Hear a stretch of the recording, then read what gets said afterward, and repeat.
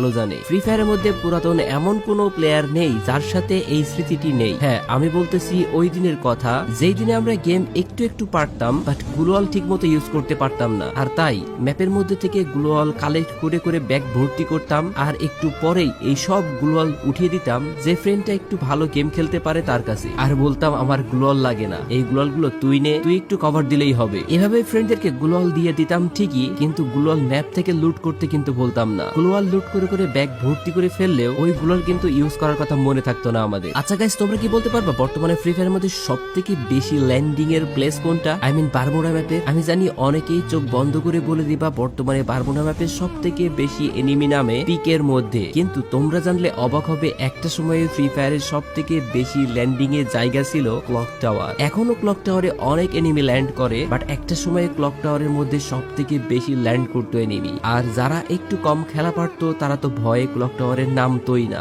এখন আমি তোমাদেরকে ফ্রি ফায়ারের এমন একটা জিনিস শোনাবো যা শুনলে পুরাতন প্লেয়াররা কিছু সময়ের জন্য হলেও সেই পুরাতন দিনে বা ফ্রি ফায়ারের সেই সোনালী দিনে ফিরে যাবে। তো গাইস, চলো দেখে নেওয়া যাক বা শুনে নেওয়া যাক ফ্রি ফায়ারের সর্বপ্রথম মিউজিক।